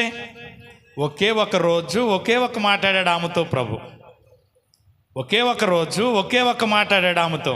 ఇంక మళ్ళా ఎక్కడ ఆమెతో మాట్లాడనట్లేదు. ఒకే ఒక మాట, అమ్మ నేను నిన్నేమి శిక్షించును, కానీ ఇకెన్నడు నువ్వేం చేయొద్దు, పాపము చేయకన్నాడు. అంటే యేసు క్రీస్తు ప్రభునందు ఎందుకంత అభిమానం, ఎందుకంత విశ్వాసాన్ని పెంచుకుందంటే ఆ రోజు ఆయన మాట వేసి అడ్డుపడకపోతే వాళ్ళందరూ ఏం చేద్దరో తెలుసా, రాళ్ళిచ్చి కొట్టి చంపేదరు.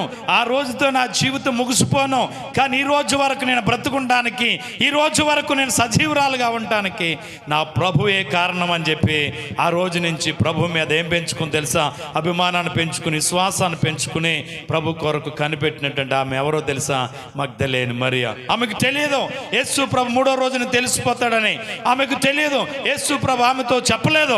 అందుకే ఆమె పెందల కడని ఏం చేసిందని తెలుసా, ఆదివారం ఇంకా చీకటి ఉండగానే పెందల కడ లేచిందని రాయబడింది యోహాను సువార్త 20:1 పెందల కడ లేచిందట, సుగంధ ద్రవ్యాలు తీసుకుందట. సమాధి దగ్గరికి వెళ్ళేటప్పటికి ఆశ్చర్యం ఏంటో తెలుసా, సమాధి ద్వారం తెరవబడి ఉంది. అయ్యో యేసు ప్రభు ఉంచిన సమాధిని ఎవరో తెరిసేశారు, యేసు ప్రభు అందులో లేడు, యేసు ప్రభుని ఎవరో ఎత్తుకెళ్ళిపోయారు అని కంగారు వచ్చేసి వెనక్కి పరుగెట్టుకు వచ్చేసి యేసు ప్రేమించిన శిష్యుల వద్దకు వచ్చి ఈ విషయాన్ని చెప్పింది. వాళ్ళు అదేంటి అలాగెందుకు జరిగింది, అలా జరగదే, ఎలా జరిగింది, ఎందుకు లేడు యేసు ప్రభు, నువ్వు చెప్పేది నిజమా అని చెప్పి అక్కడ నుంచి వాళ్ళు పరుగునొచ్చి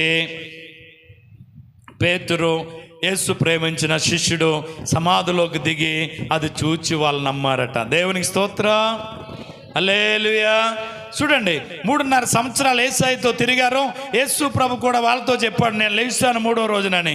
కానీ వాళ్ళు ఏమి పెట్టలేకపోయారు, ఆ విషయాన్ని మనసును పెట్టలేకపోయారు. చివరికి లేచాడు, లేడు, ఏమయ్యాడు కూడా వాళ్ళు ఎంక్వైరీ చేయలేదు. నిజంగా ఎంక్వైరీ ఎవరు చేసుకోవాలా? ఆయనతో తిరిగిన వాళ్ళు చేయాలా, ఆయనతో కలిసి ఉన్న వాళ్ళు చేయాలా. కానీ పట్టించుకున్నారా? వచ్చారు, చూచారు, లేడనుకున్నారు, వెళ్ళిపోయారట. కానీ మగ్దలేని మరి ఏం చేస్తుందని రాయబడ్డది, సమాధి బయట నిలిచి ఆమెను ఏం చేస్తుంది తెలుసా, లోనకు చూస్తూ బయటకు చూస్తూ ఆమె ఏడవటం మొదలు పెట్టిందట. వంగి చూసినప్పుడు జరిగింది ఏంటో తెలుసా, ఏడ్చి ఏడ్చి ఏడ్చి అలా సమాధిలో గొంగు చూస్తే తల వైపున ఒక దూత, కాళ్ళ వైపున ఒక దూత, తల మెరిచిపోయి తెల్లని వస్త్రాలు కలిగి ఉన్నటువంటి 2 దేవదూతల్ని మరియా చూడగలిగిందంట. దేవునికి స్తోత్రం, హల్లెలూయా. మరి అద్భుతమైన దర్శనాన్ని చూచింది. ఎవరికి లేదు, శిష్యులకి లేని భాగ్యం ఆమె సంపాదించుకోగలిగింది. చక్కగా అక్కడ దేవదూతలను చూచింది. వాళ్ళు అంటున్నారట, అమ్మ ఎందుకు ఏడుస్తున్నావు? వాళ్ళతో చెప్తున్న మాట ఏంటి తెలుసా, ఇదిగో నా ప్రభుని ఎవరో ఎత్తుకెళ్ళిపోయారు, అదిగో ఆయన ఎక్కడుంచారో నాకు తెలిస్తే, ఆయన ఎక్కడుంచారో నాకు తెలిస్తే నేను ఆయన ఏం చేస్తాను తెలుసా, ఇంటికి మోసుకుపోతాను. గట్టిగా దేవునికి స్తోత్రం చెప్పండి. ఎవరు చేయని సాహసం చేస్తాక ఇష్టపడుతుంది? శిష్యులు చేయాలా? ఒక ఆడావిడ ఏమంటాను తెలుసా, ప్రభుని ఎక్కడుంచారో చెప్తే, ఎక్కడుంచారో నాకు తెలిస్తే నేనేం చేస్తాను తెలుసా, నా ప్రభుని నా ఇంటికి తీసుకెళ్ళిపోతాను. ఎంత గొప్ప ధైర్యం, ఎంత గొప్ప నిరీక్షణ, ఎంత గొప్ప మరి ఆసక్తిని అక్కడ మనకు కనబడుతూ ఉంది. అలాగా ఏడ్చి ఏడ్చి మళ్ళీ వెనక్కి తిరిగి చూసేటప్పటికి తోటలో ఒక ఆయన కనబడుతున్నాడు. ఆయన యేసేనంట, కానీ యేసు అనుకోలేదు. ఆవిడ అంటుందట, తోటమాలనుకుని, అయ్యా నా ప్రభుని ఎక్కడ ఉంచావో చెప్పవా, నా ప్రభుని ఎక్కడ దాచావో చెప్పవా, నా ప్రభుని ఎక్కడ దాచిపెట్టావో చెప్పవా. నువ్వు చెప్తే నా ప్రభుని ఏం చేస్తాను తెలుసా, ఇంటికి తీసుకెళ్ళిపోతాను. గట్టిగా దేవునికి స్తోత్రం చెప్దా. నా ప్రభు నాకు కావాలా, నా ప్రభు నాకు కావాలా, ఎక్కడున్నాడు, ఎక్కడుంచావు అని తోటమాలనుకుని అడుగుతుంటే ఆయన ఒక్క మాటతో ఆమె సంబోధిస్తున్నాడు, మరియా. మరియా అనగానే ఒక్కసారిగా ఉలుక్కుపడ్డది. ఇదే పిలుపు ఒక్కసారి అన్నది. ఆ పిలిపే నన్ను చనిపోకుండా కాపాడింది. ఆ పిలిపే నా బ్రతుకును మార్చింది. ఈ నిజంగా ప్రభు అనుకుని ఆవిడ ఎబ్రీ భాషలనంట రబ్బూని అని ఏం చేసింది తెలుసా, పెద్ద కేకేసి ఆయన వెనుక తిరిగి పరిగెట్టుకెళ్ళిందంట కాళ్ళ మీద పడదామని. ఆయన అంటున్నాడు, అమ్మా ఇదిగో నా తండ్రియో నీ తండ్రియో నా దేవుడు నీ దేవుడు అయిన వాని వద్దకి నేను ఇంకా ఎక్కి వెళ్ళలేదు గనుక దయచేసి నన్ను ముట్టొద్దు. ఇదిగో నేను ప్రేమించే శిష్యులు అన్నారు, ప్రజలు ఉన్నారు, వాళ్ళందరి దగ్గరికి వెళ్ళి నా ప్రభువు మీ ప్రభువు నా దేవుడు మీ దేవుడైన వాడు తాను చెప్పినట్టుగా లేచి తండ్రి యొద్దకు ఎక్క వెళ్ళబోతున్నాడనే విషయాన్ని అందరికీ చెప్పురా అన్నాడట. దేవునికి స్తోత్ర, హల్లెలూయా. ఇప్పుడు అందరి దగ్గరికి వెళ్ళి అంటుంది, ఇదిగో సహోదరుడా, ఇదిగో పేతురు, అంద్రేయ, యోహాను, ఫిలిప్పు, తోమా అని అందరిని కేకేస్తూ ఇదిగో ఒక సంగతి చెప్తున్నాను వినండి. నా ప్రభు సమాధి గెలిచి తిరిగి లేచాడు, ఆయన నేను చూచాను, ఆయన నాతో ఈ మాట్లాడాడు. గట్టిగా దేవునికి స్తోత్రం. ఎంత గొప్ప ధన్యత దొరికిందండి ఆవిడకి. ఎవరిని చూడగలిగింది? ఆయనతో పాటు 3.5 సంవత్సరాలు తిరిగి తిని తాగిన వాళ్ళకి లేనటువంటి ఆధిక్యత, ఒకే ఒక మాటతో బ్రతుకును మార్చుకుని యేసయ్య మీద అభిమానం పెంచుకుని ఆయన మీద ప్రేమ ఆప్యాయతలతో కనిపెట్టినటువంటి మరియాకు గొప్ప ఆధిక్యతను దేవుడిచ్చాడు. అంతేకాదు అందరి దగ్గరికి వెళ్ళమ్మా విషయాన్ని చెప్పనగానే చెప్తుంది, ఆయన సమాధి గెలిచి తిరిగి లేచాడు. ఎందుకు లేచాడో తెలుసా? పరమా జీవము నాకు నివ్వా తిరిగి లేచెను నాతో నుండా. పరమా జీవము కునివ్వా తిరిగి లేచెను నాతో నుండా. నిరంతరం నన్ను నడిపించును, మరలా వచ్చి యేసు కొనిపోవును. నిరంతరము నన్ను నడిపించును, మరలా వచ్చి యేసు కొనిపోవును. యేసు చాలును, హల్లెలూయా, యేసు చాలును, హల్లెలూయా. ఏ సమయమై ఏ స్థితికైనా నా జీవితములో యేసు చాలును. ఆచిక బయళ్ళల్లో వరుణా చేయో, శాంతి జలము చెంత నడిపించును. ఆచిక బయళ్ళల్లో వరుణా చేయో, శాంతి జలము చెంత నడిపించును. అనుషము మరణలోయల్లో కాపాడును. యేసు చాలును, హల్లెలూయా, యేసు చాలును, హల్లెలూయా. ఏ సమయమై ఏ స్థితికైనా నా జీవితములో యేసు చాలును. హల్లెలూయా. ఏ జీవం ఇవ్వడానికి ఎందుకు లేచాడు ఆయన? పరమా జీవము మనకునివ్వా. నేడు రేపు ప్రభు రాబోతున్నాడు. నిత్యత్వంలో నిత్యం ఆయనతో ఆనందించే స్థలంలో ప్రభు మనకు చోటు ఇవ్వడానికి కొరకు ఆయన సమాధి గెలిచి తిరిగి లేచిన దేవుడు.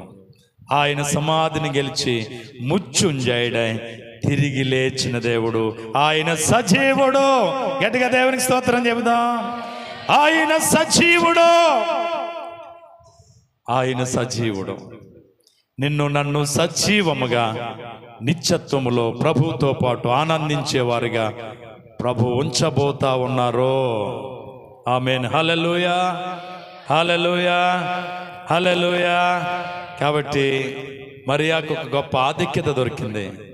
అందరి దగ్గరికి వెళ్ళి చెప్తుంది, ఇదిగో ప్రభు లేచాడు, ఆయన నేను చూచాను, ఆయన నాతో ఈ మాట చెప్పాడు. ఇదిగో ఆయన మొట్టమొదటిగా గలిలయకి వస్తానన్నాడు, ఆయన మీ అందరితో మాట్లాడతానన్నాడు, మిమ్మల్ని అందరినీ చూస్తానన్నాడు, మిమ్మల్ని అందరినీ గలిలయకి రమ్మన్నాడు అని చెప్పి ఊరు వాడ మగ్దలేని మరియ తిరిగి ఏం చేసింది తెలుసా? యేసుని గూర్చిన వార్త అందరికీ ప్రకటించింది. గట్టిగా దేవునికి స్తోత్రం చెబుదాం. ఇప్పుడు ఏం చేసేవారు ఉండాలి మనం? యేసును గూర్చిన వార్త సకల జనులకంట ఏం చేయని వాళ్ళ తెలియబడనీయుడే మన పని. అది మరి అలా చేసింది. అనేకులకు యేసును పరిచయం చేసింది. ఆమె ఆశ, అభిలాష, కోరిక ఒకటే, యేసయ్యతో ఉండాలని ఆశ.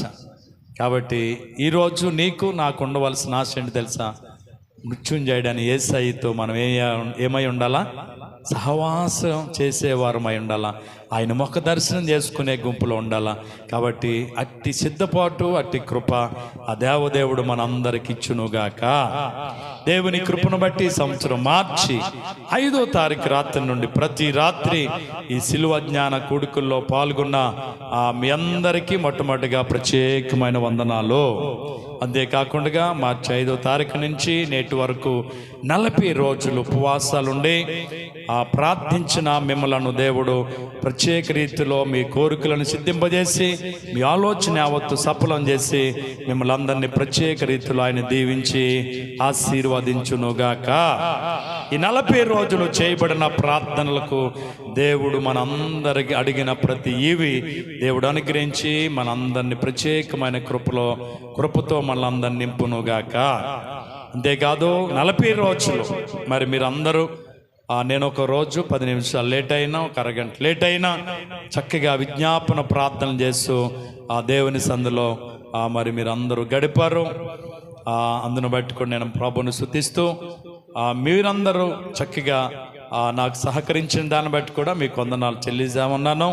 అంతేవిధంగా 40 రోజులు కూడా మరి ప్రారంభ ప్రార్థన చేసి కార్యక్రమాలు ప్రారంభించి ఓ పాట పాడి మరి కార్యక్రమం నడిపించిన విజయ్ కొందనాలు, అలాగే నరేష్ ఈ 40 రోజులు కూడా చక్కగా మరి విజ్ఞాపన ప్రార్థన చేపించి ఆరాధన చేపించి చక్కగా మిమ్మల్ని అందరినీ మరి ప్రోత్సాహపరిచి నేను లేట్ అవుతున్న సంగతి తెలిస్తే మరొక ప్రార్థన ఇచ్చి లేట్ అయ్యగారు రాలేదు అనకుండా మీరెవరు మళ్ళా కౌరులు అట్టకుండా ఉండనట్లుగా మరి ఒకరి తర్వాత ఒకరు ప్రార్థనలు ఇచ్చి చక్కగా 40 రోజులు ఈ కార్యక్రమం నడిపించిన విజయ్కి ప్రత్యేకమైన వందనాలు తెలియజేస్తా ఉన్నాను.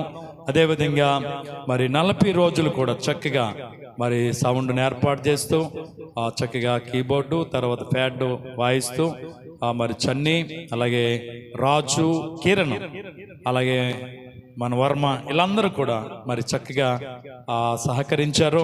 వాళ్ళందరిని బట్టి నేను ప్రభుని స్తుతిస్తా ఉన్నాను. మరి ముందుగానే పిల్లలు యవన పిల్లలు చక్కగా పెందలగడే కార్యక్రమాలకు వచ్చి చక్కగా పాటలు పాడుతూ ఈ కార్యక్రమాల్లో చక్కగా జరగడానికి మీరు అందరూ కూడా అన్ని విధాలుగా ఎవరికి తోచిన విధంగా వాళ్ళ కార్యక్రమాల్లో సహకరించారో మిమ్మల్ని అందరిని బట్టి కూడా నేను ప్రభువుని స్తుతిస్తా ఉన్నాను. మనం చేసిన ప్రార్థన ఏది అర్థం కాదు. మనం పడ్డ ప్రతి ప్రయాసకు దేవుడు ఏమివ్వబోతున్నాడు తెలుసా? ప్రతిఫలం ఇవ్వబోతున్నాడు. అందుకే చెప్తున్నాడు, కాగా నా ప్రియ సహోదరి సహోదరులారా, మీ ప్రయాసము ప్రభునందు వ్యర్థము కాదని ఎరిగి స్థిరులను ప్రభు కార్యాభివృద్ధి అందు ఎప్పటికీ ఏమై ఉండండి, ఆసక్తిని అయి ఉండండి. కాబట్టి మీరందరూ ఇటు ఆసక్తిని నిత్యము కనపరుస్తూ దైవ సందులో మీరందరూ ముందుకు సాగాల. నేను ఈ సంవత్సరం 40 రోజుల కూటాల్లో 3 రోజులు మాత్రమే రాలేకపోయాను. 3 రోజులు ఇంటికాడ ఉండి రాలేదు, కానీ బెంగళూరు వెళ్ళి నేను 3 రోజులు అక్కడ ఉండిపోవటం వల్ల రాలేకపోయాను తప్ప కనుమ రోజులు ఒక్కరోజు కూడా నేను మానలేదు. మరి మీరు ఎన్ని రోజులు వచ్చారనేది మీకే తెలుసు, ఎన్ని రోజులు మానేశారనేది మీకే తెలుసు. కానీ దేవుని కృపను బట్టి మరి 40 రోజులు కూడా వచ్చిన వాళ్ళు ఉన్నారు, కొన్ని రోజులు రాలేకపోయిన వాళ్ళు ఉన్నారు, కొన్ని రోజులు మధ్యలో గ్యాప్ అయిన వాళ్ళు ఉన్నారు. ఏది ఏమైనా దేవుని కృపను బట్టి ఒక్కరోజు కూడా ఆగకుండగా, మధ్యలో గ్యాప్ రాకుండగా, ఎవరు బకీటు తన్నకుండగా, ఏ ఇబ్బందులు లేకుండగా దేవుడు మంచి అనుకూలతను దేవుడు మనకిచ్చి చక్కగా 40 రోజులు కూడుకుల్లో సాగిపోయే గొప్ప కృపనిచ్చిన దేవునికి ఒక్కసారి 2 చేతులు పైకెత్తి గట్టిగా దేవునికి స్తోత్రం చెబుదాం. హల్లెలూయా. దీని అంతటికి ప్రభు యొక్క కృప. మనందరం చేసిన ప్రార్థన ఇంచుమించు 95, 96లో ఈ లింటడేస్ పేర్స్ అనేవి స్టార్ట్ చేసాం. కానీ అప్పటి నుంచి ఇప్పుడు వరకు ఆగకుండా ఈ కార్యక్రమాలు జరగడానికి ప్రభు ఎంతో కృపనిచ్చారు. అందును బట్టి నేను ప్రభుని స్తుతిస్తూ మరి ఈ కార్యక్రమాలకు సహకరించి చక్కగా కొంతమంది ఇంట్లిగాడు కూడా కోటాలు పెట్టాలి, తప్పదు. మాకు ప్రతి సంవత్సరం మేము పెట్టుకున్నాం కనుక ఆఖరి వారంలోనైనా ఒక్కరోజు ఆయన మా ఇంటికాడ పెట్టాలని కొంతమంది అడగటంతో కొంతమంది ఇంటికాడ కూడా ఈ సంవత్సరం పెట్టడం జరిగింది. దేవుని చిత్తమైతే మరుసటి సంవత్సరం మరొకలాగా దేవుని కార్యాల్లో ముందుకు వెళ్దాం. ఏదేమైనా దేవుడు మనకిచ్చిన ఈ అనుకూలతను బట్టి స్తుతి ఘనత మహిమ ప్రభావాలు దేవునికే చెల్లునుగాక. ప్రతిరోజు యూట్యూబ్లో కూడా మనం చెప్పే ప్రతి వాక్యాన్ని విదేశాల్లో ఉన్నటువంటి సహోదరులు, ఊరు ఎలపలా ఉన్నటువంటి సహోదరులు, అలాగే ఇక్కడ నేను చెప్పే వాక్యాలు మా ఇంటి దగ్గర ఉండేటువంటి వాళ్ళు కూడా చాలామంది వాక్యాన్ని వింటూ మరి ఎంతగానో మనల్ని మన కొరకు ప్రార్థన చేస్తూ ఉన్నారు.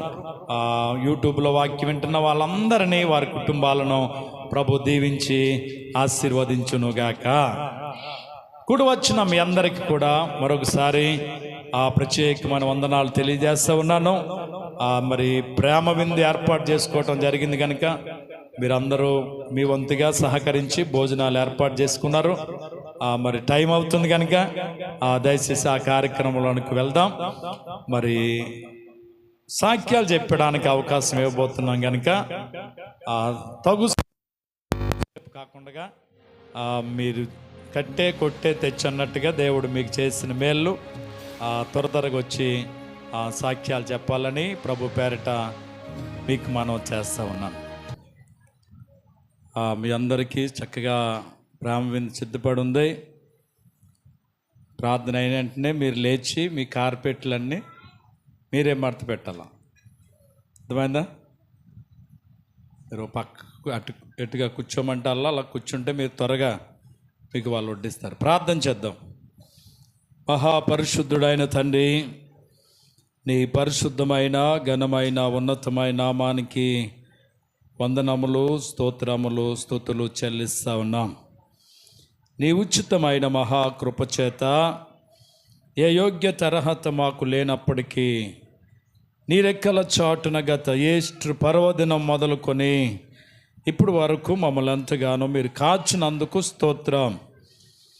నీ రెక్కల చాటున మమ్మల్ని భద్రపరిచినందుకు స్తోత్రం. సజీవులుగా మమ్మల్ని ఉంచినందుకు స్తోత్రం. మరొకసారి పునరుత్థాన దినమందు పునరుత్థానుడైన నిన్ను మనసారా స్తుతించుకుని ఆరాధించుకునే గొప్ప భాగ్యము మాకిచ్చినందుకు స్తోత్రం. నిజము తండ్రి, మీరు చెప్పినట్టుగా సమాధిని గెలిచి తిరిగి లేచిన దేవుడవు నీవు. ప్రాణం పెట్టుటకును ప్రాణం తీసుకోవడానికి నాకు అధికారం ఉందని చెప్పావు. నీవు ప్రాణం పెట్టావు, మా పాపముల నిమిత్తము గాయపరచబడ్డావు. మాకు పరమ జీవము నిత్య జీవం ఇవ్వడానికి సమాధి గెలిచి తిరిగి లేచావు. ఈ ఉదయకాలపు వేళలో ఈ ఈస్టర్ పర్వదినమున నీ సన్నిధిలో చేరి ఆరాధించుకునే గొప్ప ధన్యత మాకు ఇచ్చావు. ఈ సిలువ జ్ఞాన కొడుకులు ప్రారంభించబడ్డ మార్చి 5వ తారీఖు రాత్రి నుంచి కూడా ఏ ఒక్కరోజు మిస్ కాకుండా నీ సన్నిధిలో బిడ్డలు కొందరు గడపడానికి కృపించావు. ఎక్కడ ఆగిపోకుండా కార్యాలు సాగిపోవడానికి కృపనిచ్చావు. ఈ 40 రోజులు ఎందరైతే ఏ విధంగా కష్టపడ్డారో ఆయన సౌండ్ సిస్టమ్ ఏర్పాటు చేయటంలో, కీబోర్డ్ ఫేడాయించటంలో, అలాగే కార్యక్రమాలు నడిపించటంలో, పాటలు పాడుటలో, ఆరాధనలో బిడ్డలు ఏ విధంగా వారు ప్రయాసపడ్డారో మీకు తెలుసు. ప్రతి బిడ్డను మీరు బలపరిచి కృపతో నింపమని ప్రార్థన చేస్తున్నాను. ఈ కొడుకలు మీరెంతో ఆశీర్వాదకరంగా జరిగించినందుకు స్తోత్రం. ఈరోజు ఏర్పాటు చేయబడిన ప్రేమ విందును బట్టి కూడా ప్రార్థిస్తున్నాను. నాయన పెడుతుండగా సమృద్ధిని ఉంచండి. నాయన పిలువబడిన వారందరూ ఈ స్థలంలో ఉండడానికి కృప దయచేయండి. ఈ కార్యక్రమం అంతా మీ చేతులకు అప్పగిస్తున్నాం. ప్రభువా, మీరు అధ్యక్షులు నడిపించి మహిమ పొందండి. 40 రోజులు బిడలు చేసిన ప్రార్థనలు వ్యర్థము కాకుండా మీరు ఇవ్వబోతున్న ప్రతిఫలంకై వందనాలు, మీరు చేయబోతున్న మేలుకై వందనాలు, మీరు చూపుతున్న కృపకై వందనాలు చెల్లిస్తున్నాం. గొప్ప కార్యాలు జరిగించండి నాయనా. ఈ ఉదయకాలపు వేళలో పాటల్లో, ప్రార్థనలో, ఆరాధనలో, వాక్య పరిసరలో మీరు మాతో ఉన్నందుకు స్తోత్రం. విని విడిచిపెట్టడం కాదు, వాక్యానుసరమైన జీవితాలు మాకు దయచేయండి. నీ కృపతో మమ్మల్ని ఈ సంఘాన్ని అంచెంచెలుగా మీరు అభివృద్ధిపరచండి, విస్తరింపచేయండి. ఇంకా అనేక మంది నిర్లక్ష్యం కలిగి ఉంటున్నారు, వాళ్ళందరికీ ఆసక్తినివ్వండి, మేలుతో నింపండి. ఘనత, మహిమ, ప్రభావాలు పొందండి ప్రభువా. ఇదిగో బిడ్డలు తీసుకొచ్చిన కానుకలు దీవించండి అయ్యా, పిడుకులు మీరు దీవించండి. నీ సందులు ఏమైతే తీసుకొచ్చారో వాటన్నిటిని మీరు దీవించండి. అలాగే యూట్యూబ్లో 40 రోజులు కూడా వాక్యం విన్న ప్రతి బిడ్డను బట్టి వందనాలు. విదేశాల్లో ఉన్న సహోదరులందరిని బట్టి వందనాలు. వారికి ఉన్న కష్టాలు, ఇబ్బందులు, ఇరుకులు అన్నీ కూడా విడుదల కలిగించి గొప్ప మేలుతో బిడ్డలు నింపండి. వారు చేయు పనులన్నిటిలో నీ కాపుదలెమ్మని అడుగుతూ ఉన్నాను తండ్రి. స్తోత్రం అయ్యా, నీ కొందనాలు, స్తుతులు తండ్రి. ఇదిగో పెదపూడిలో కట్టబడుతున్న మందిరం కొరకు ప్రార్థన చేస్తున్నాం.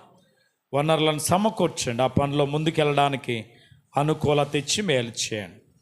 అయ్యా నీ కొందనాలు.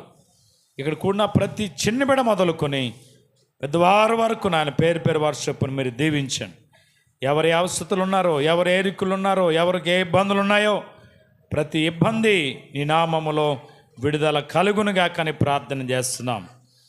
ఓ మీ సన్నిధిలో ప్రార్థించినట్లుగా విష్ణువైన వాళ్ళ అక్కగారు అమ్మాయి విషయంలో మీరు చేస్తున్న మేలుని బట్టి వందనాలు.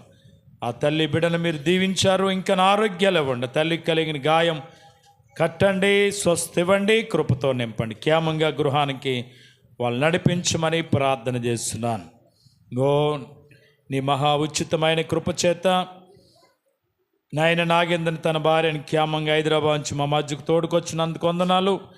ఈరోజు ఈ ఈస్టర్ ఆరాధనలో వాళ్ళు కూడా ఉండే కృపను మీరు ఇచ్చినందుకు స్తోత్రం. మరొకసారి లక్ష్యం జ్ఞాపకం చేసుకుని ఇచ్చిన గర్భఫలం దీవించండి. ప్రసవ దినాలు దగ్గర పడుతుండగా కావలసిన శక్తిని, బలమును, ఆరోగ్యమును ఆ బిడికిచ్చి కృపతో నింపండి. సమయంలో బిడలు తీసుకొచ్చిన కానుకలు దీవించండి, పిడుకులు మీరు దీవించండి, రెట్టింపు ఆశీర్వాదాలు ఇవ్వండి. అలాగే ఈస్టర్ పర్వదినాన్ని సందర్భంగా చాలామంది పలహారాలు తెచ్చారు, మీరు దీవించి పంచుండగా సమృద్ధిని ఉంచండి. ఇదిగో భోజనాల కార్యక్రమాలు ఏర్పాటు చేయబడ్డాయి. ఎవరు ఏ విధంగా సహకరించారో రసాలను మీరు దీవించండి, మేలుతో నింపండి. ఘనత, మహిమ, ప్రభావాలు మీరు పొందండి. ప్రత్యేకమైన దీవెన, ఆశీర్వాదం ఈ గ్రామంపై ఉంచండి. ప్రతి కుటుంబాన్ని మీరు దీవించండి. రక్షణ లేని కుటుంబాలకు రక్షణ ఇవ్వండి, మారు మనసు లేని వారికి మారు మనసు ఇవ్వండి. గొప్ప కార్యాలు మీరు జరిగించి నేను నామాన్ని మహిమ తెచ్చుకోమని, ఈ సంఘ సరిహద్దులు విశాలపరిచి మేలుతో నింపమని, ఘనత, మహిమ, ప్రభావాలు మీరే పొందమని మా ప్రభును ప్రియరక్షకుడైన యేసయ్య అతి శ్రేష్టమైన నామమున ప్రార్థించి స్తుతించి అడిగి వేడుకొనుచున్నాం పరమ తండ్రి. ఇప్పుడు మన తండ్రి అయిన దేవుని యొక్క ప్రేమ, కుమారుడైన యేసు క్రీస్తు వారి యొక్క కృప, పరిశుద్ధాత్మ యొక్క సహవాసము, సమాధానము మనకును, మన కుటుంబాలకు, సంఘానికి, గ్రామానికి, ఈ 40 రోజుల కొడుకుల్లో పాల్గొన్న ప్రతి ఒక్కరికి, 40 రోజుల కూటాల్లో ఉపవాసం ఉండి ప్రార్థించిన ప్రతి ఒక్కరికి, వారికి, వారి కుటుంబాలకు, వారు అడిగినటువంటి ప్రతి అవసరతకు ప్రభు కృప నిత్యము తోడై నడిపించునుగాక. ఆయన సన్నిధి కాంతి మన మీద, మన బిడల మీద, సంఘం మీద, గ్రామం మీద నిత్యము నిలుచునుగాక. యేసు రక్తమే చాయ్, సిలువ రక్తమే చాయ్, ప్రవేశ రక్తం సంపూర్ణ విషయం, అపవాదికి ఎలికనంత నాశనము కలుగునుగాక. Amen, amen, amen. అందరికి వందనాలు. మీ అందరి కొరకు